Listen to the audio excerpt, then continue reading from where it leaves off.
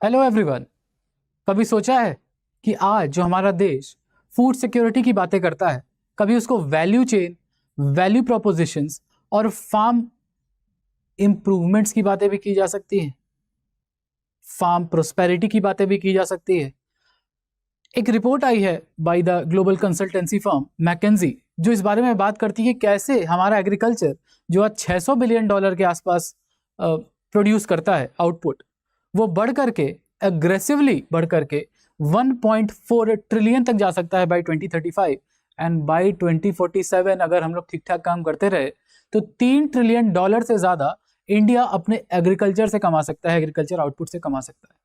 तो आज इसी बारे में चर्चा करेंगे कि कैसे अपने इकोसिस्टम को, एग्रीकल्चरल इकोसिस्टम को from being just being a food provider या फॉर द फूड सिक्योरिटी जो हम यूज करते हैं, उसको बढ़ा करके as a value addition to the overall Indian economic system देख सकते हैं। सो वेलकम एवरीवन, मेरा नाम है Rishabh and I am economics optional faculty है।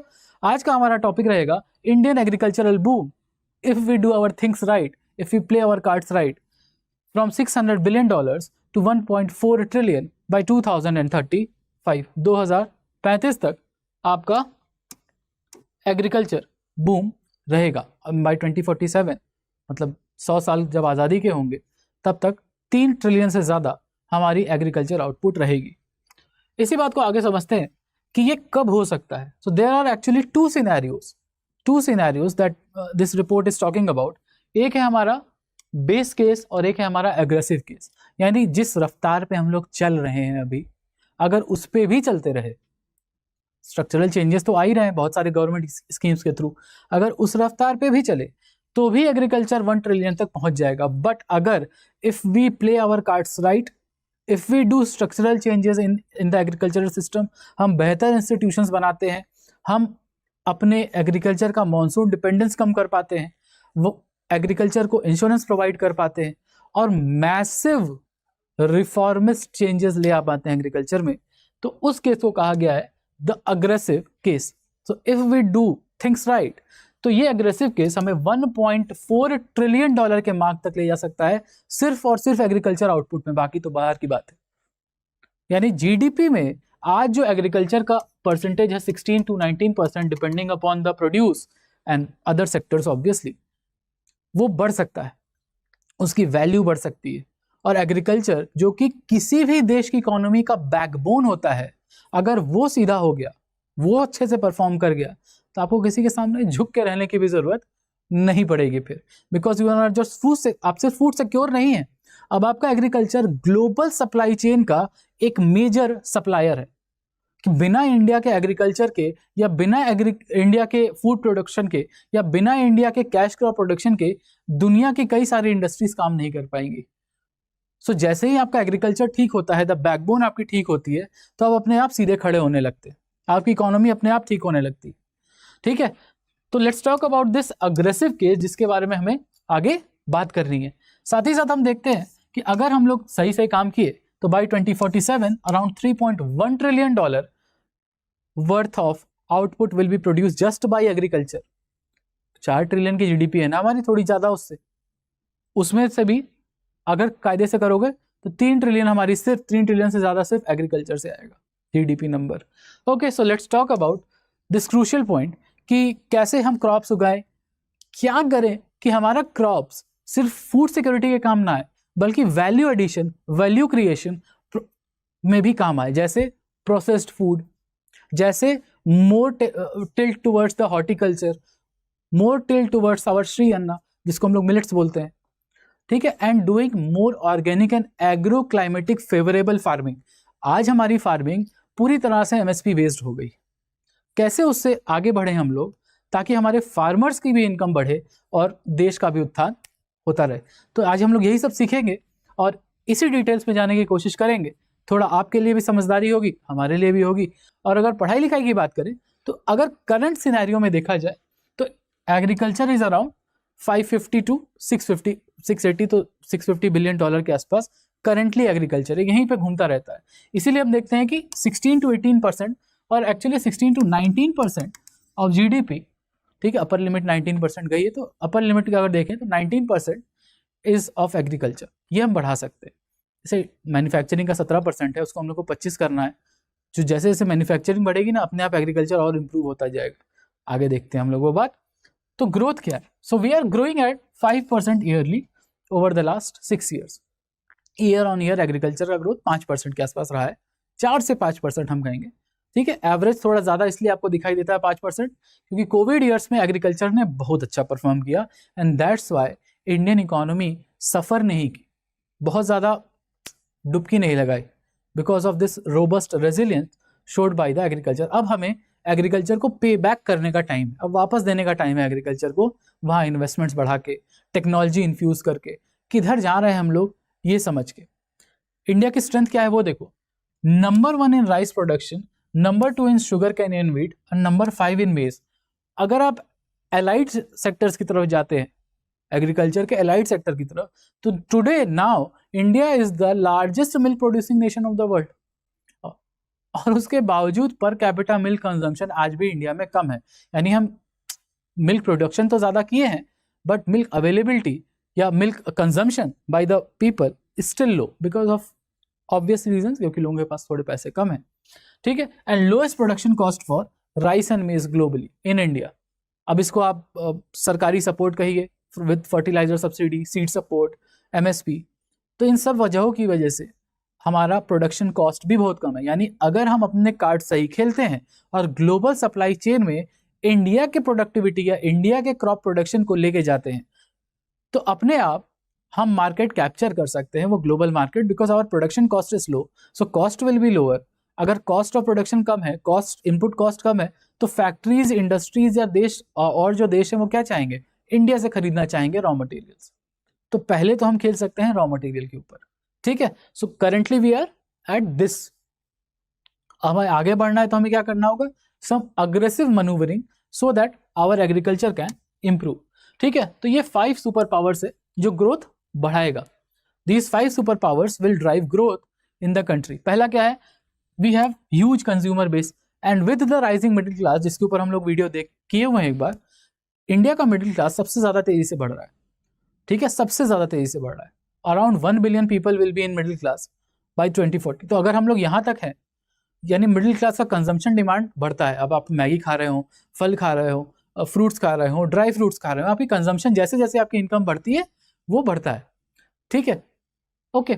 तो growing middle class will like fruits, vegetables, dairy, nuts, dry fruits, more consumption of processed food, क्योंकि अब ज्यादातर लोग अगर काम कर रहे हैं, महिलाएं भी काम कर रही हैं, पुरुष भी काम कर रहे हैं, दोनों लोग काम कर रहे हैं, तो किसी के पास टाइम नहीं है ना कि वो 56 भोग बनाएगा बैठ के घर में।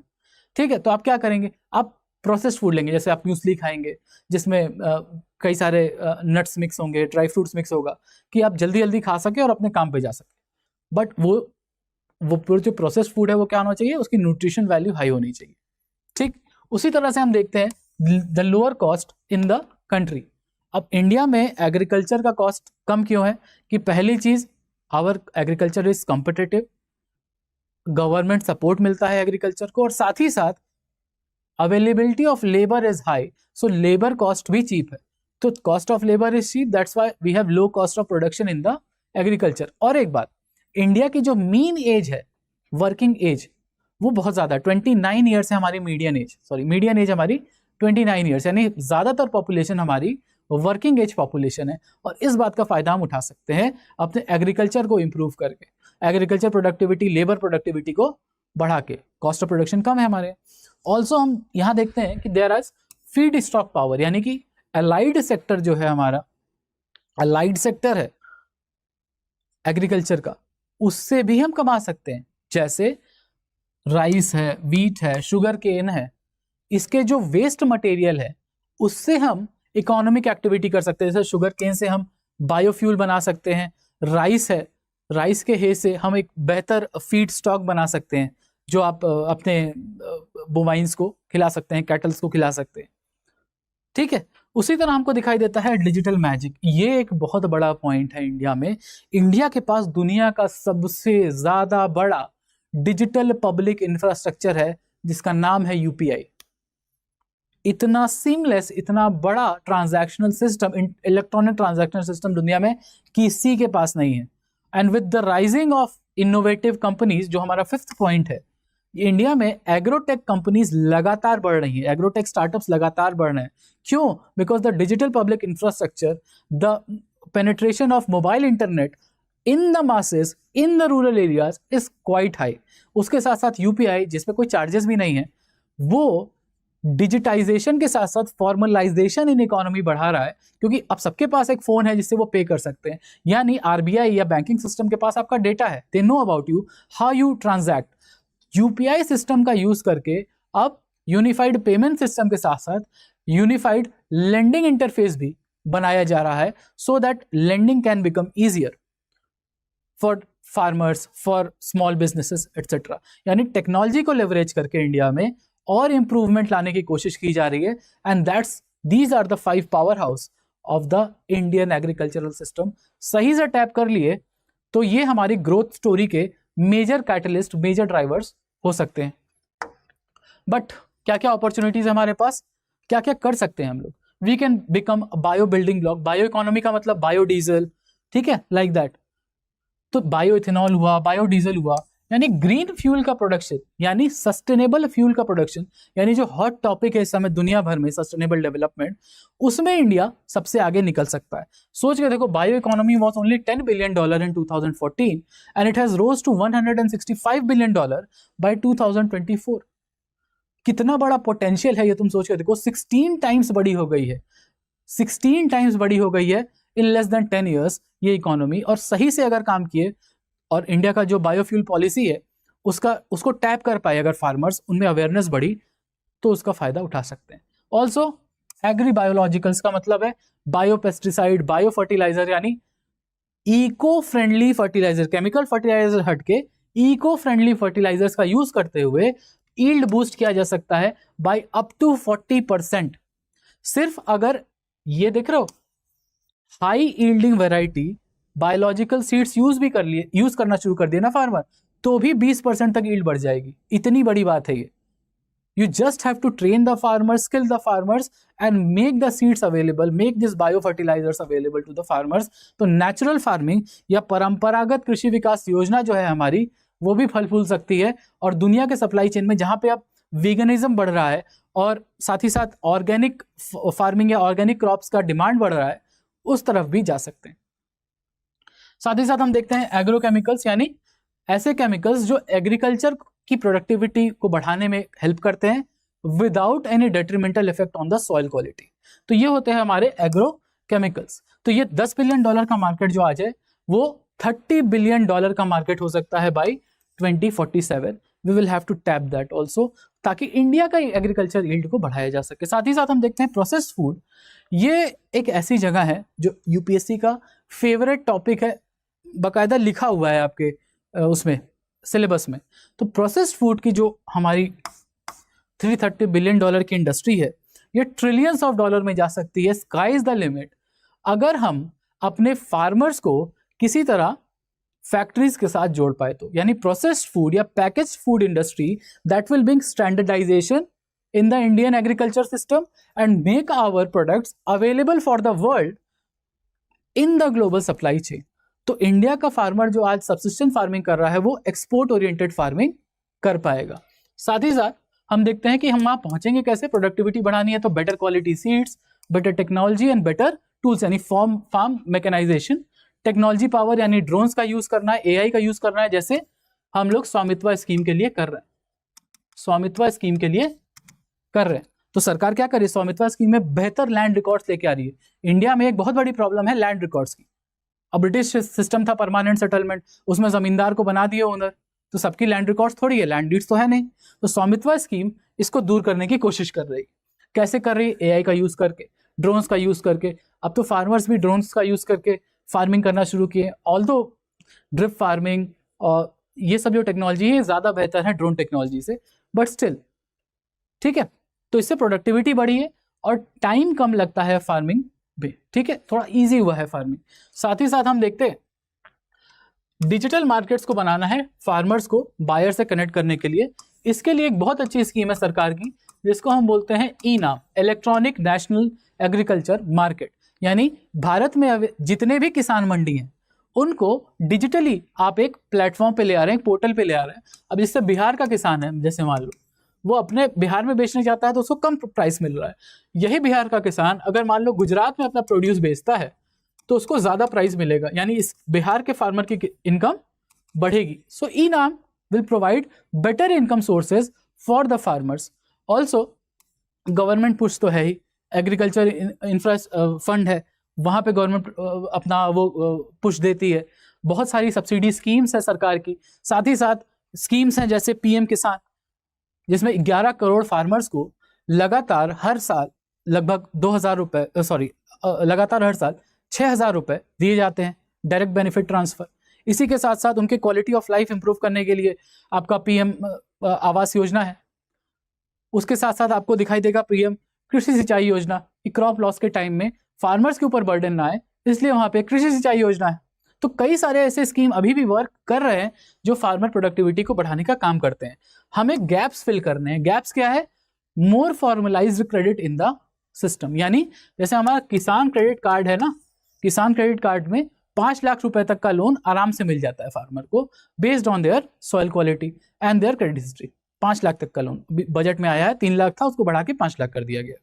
इसको और बढ़ाने की जरूरत है, नहीं तो जो ईस्टर्न साइड के जो फार्मर है, बिल्कुल सही बात है ये, यूपी, बिहार, बंगाल, वो लोग मनी लेंडर के चक्कर में फंस जाते हैं और फिर उनकी प्रोडक्टिविटी कुछ नहीं रह जाती है, क्योंकि उनका प्राइमरी मकसद क्या रह जाता है फिर, कि किसी तरह हम अपने साहब का लोन चुका सके। तो डिजिटल इंफ्रास्ट्रक्चर का यूज करके, टारगेटेड गवर्नमेंट स्कीम्स का यूज करके और फॉर्मलाइजेशन बढ़ा के एग्रीकल्चर सिस्टम में, और कॉर्पोरेट फार्मिंग को बढ़ावा देके, कॉर्पोरेट कोऑपरेटिव फार्मिंग को बढ़ावा देके हम अपने एग्रीकल्चर की यील्ड को 40% तक बढ़ा सकते हैं। That's how we can do it. जो हमारा 1.4 ट्रिलियन का टारगेट है 2035 में, उसको पूरा किया जा सकता है। ठीक है, but there are some challenges. Challenges क्या है?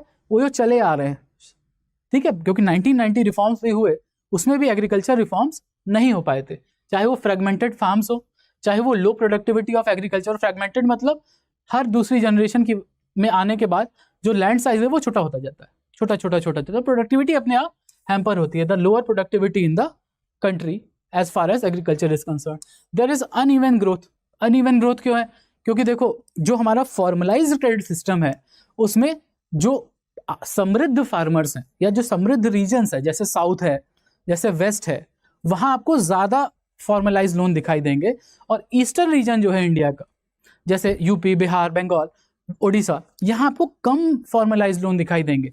वो आपको यहाँ दिखाई दे रहा है 50% of the loans in south and less than 10% of the loans in the eastern part of the country.